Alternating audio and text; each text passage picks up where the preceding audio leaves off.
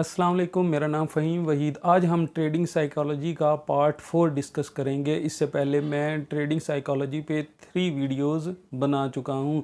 और जो दोस्त ट्रेडिंग में कहते हैं हमें कोई शॉर्टकट बताएं जिससे हम ज़्यादा प्रॉफिट बना सकें, तो ये वीडियो स्पेशली उन दोस्तों के लिए है, क्योंकि आज मैं ऐसे 3 ट्रिक्स बताऊँगा जिसको अप्लाई करने के बाद मैं आपको यकीन दिलाता हूँ कि आपकी ट्रेड्स का विन रेट बढ़ जाएगा और आप जो ट्रेड्स में लॉस करते हैं वो लॉस कम हुआ करेगा और प्रॉफिट ज़्यादा हुआ करेगा। लेकिन उसके लिए आपने करना क्या है, आपने वीडियो को एंड तक देखना है ताकि कोई भी चीज़ मिस ना हो। सबसे पहला पॉइंट क्या है कि जब आप ट्रेडिंग करने बैठें, सबसे पहले मैं स्टॉक मार्केट के हवाले से बात करूँगा।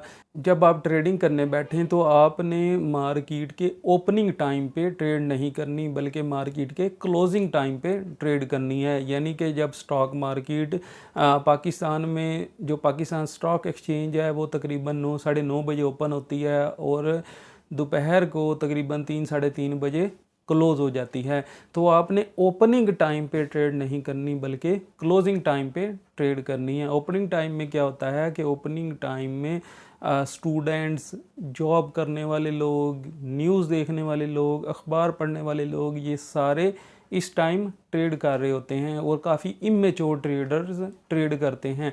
सो मार्केट के ट्रेंड का पता नहीं चलता कि मार्केट आज ऊपर जाएगी या मार्केट आज नीचे जाएगी। सो आप जब सारा दिन गुजर जाता है और क्लोजिंग टाइम पे आप जब ट्रेड करते हैं तो आपको पता होता है जो मार्केट क्लोज होने का आखिरी 1 घंटा होता है उसमें आप ट्रेडिंग करते हैं और आप ज़्यादा स्विंग ट्रेडिंग करते हैं।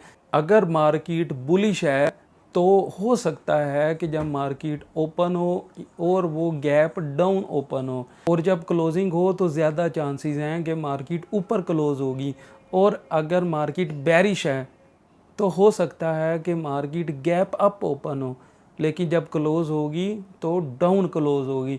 सो जो आखिरी घंटा होता है ट्रेडिंग का वो मोस्ट इम्पोर्टेंट होता है। उसमें अगर मार्केट बुलिश है तो आप लॉन्ग की ट्रेड ले सकते हैं और आप 4-5 दिन इस ट्रेड को होल्ड कर सकते हैं।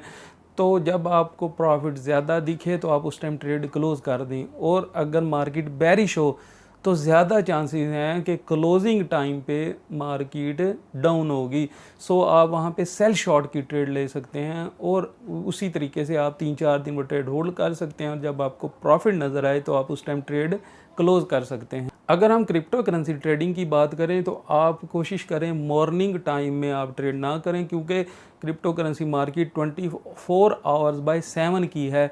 सो इसमें आप ओपनिंग और क्लोजिंग को अगर देखें तो सुबह 5 बजे ये मार्केट ओपन होती है और सुबह 5 बजे ही ये क्लोजिंग होती है। अगर आप डेली टाइम फ्रेम पे ट्रेडिंग करना चाहते हैं तो फिर आप रात को ट्रेडिंग करें, यानी कि आखिरी जो 2-3 घंटे होते हैं रात के, कोई 3-4-5 बजे इस टाइम पे आपको, क्योंकि सारा दिन मार्केट का गुजर चुका होगा तो आपको मार्केट का ट्रेंड का पता चल चुका होगा, तो आप वहाँ पे अच्छी अर्निंग कर सकते हैं। अब नेक्स्ट पॉइंट क्या है कि बाज़ लोग बहुत ज़्यादा करेंसीज़ पे ट्रेड करते हैं और उनकी कोई वॉच लिस्ट नहीं होती है और उनकी कोई स्ट्रेटजी भी नहीं होती है। कभी कैंडलस्टिक पैटर्न्स यूज़ करेंगे, कभी चार्ट पैटर्न यूज़ करते हैं, कभी आरएसआई यूज़ करते हैं, कभी मूविंग एवरेजेस यूज़ करते हैं, कभी फिबोनाची, कभी ईएमए, कभी वॉल्यूम, यानी कि कोई स्ट्रेटजी नहीं होती। तो आपने क्या करना है, आपने एक स्मॉल वॉच लिस्ट बनानी है।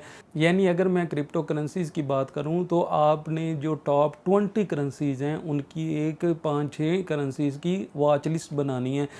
इससे फ़ायदा ये होगा कि उस वॉच लिस्ट को एनालाइज़ करना आसान होगा, आपको उस वॉच लिस्ट को देख के टेक्निकल एनालिसिस करना आसान होगा और आप 3 से 4 इंडिकेटर्स की स्ट्रेटजीज़ बना सकते हैं। आप उसमें चार्ट पैटर्न यूज़ कर सकते हैं, आप उसमें आरएसआई यूज़ कर सकते हैं, यानी कि आपने 3-4 इंडिकेटर यूज़ करने हैं। अगर मैं अपनी बात करूं तो मैं 4EMA, आरएसआई, वॉल्यूम और मैकडी, ये 4 इंडिकेटर यूज़ करता हूं और साथ में 200 मूविंग एवरेज यूज़ करता हूँ।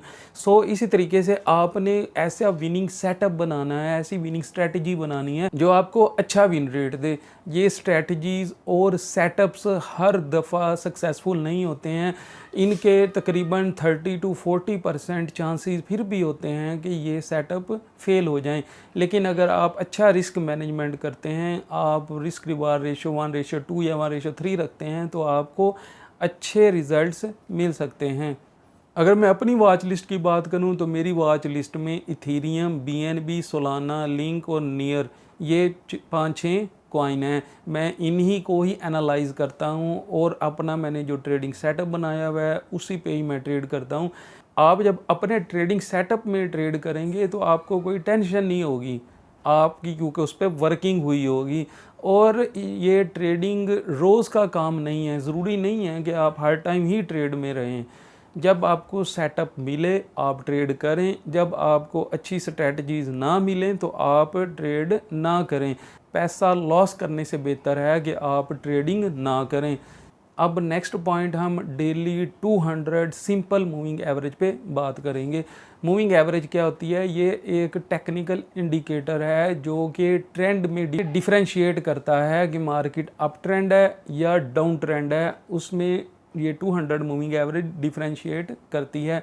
जब भी आप 200 मूविंग एवरेज यूज़ करें, अगर मार्केट 200 मूविंग एवरेज से ऊपर है यानी मार्केट बुलिश है और मार्केट रीटेस्ट करती है। मार्केट का मतलब यहाँ BTC या कोई भी करेंसी जिसमें आप ट्रेडिंग करना चाहें वो आप ले सकते हैं। सो मार्केट जब भी रीटेस्ट करेगी उसके बाद 90% चांसेस होते हैं कि मार्केट बुलिश हो जाएगी। और अगर मार्केट बेरिश होती है तो मार्केट के बेरिश होने के लिए 200 moving average daily time frame पे ब्रेक डाउन करना ज़रूरी है। और जब भी मार्केट 200 मूविंग एवरेज को ब्रेक डाउन करके रीटेस्ट करती है तो 80-90% चांसेस होते हैं कि मार्केट अब यहाँ से नीचे जाएगी। सो आप वहाँ पे सेल शॉर्ट की ट्रेड ले सकते हैं और अच्छा खासा प्रॉफिट बना सकते हैं। ये 200 मूविंग एवरेज आप किसी भी टाइम फ्रेम पे यूज़ कर सकते हैं। आप इंट्रा डे ट्रेडिंग के लिए 5 मिनट और 15 मिनट के टाइम फ्रेम पे यूज़ कर सकते हैं और स्विंग ट्रेडिंग के लिए आप इसे 4 hour daily weekly time frame पे भी यूज़ कर सकते हैं। ये हर टाइम फ्रेम पे अच्छा रिजल्ट देती है। अगर आप मूविंग एवरेज के साथ RSI इंडिकेटर इस्तेमाल कर लें तो RSI इंडिकेटर जो कि रिलेटिव स्ट्रेंथ इंडेक्स जिसे कहते हैं, ये मार्केट के मोमेंटम के बारे में बताता है कि मार्केट अप ट्रेंड में जाएगी या डाउन ट्रेंड में जाएगी। ये प्राइस मूवमेंट की वेलोसिटी और मैग्नीट्यूड के बारे में बताती है।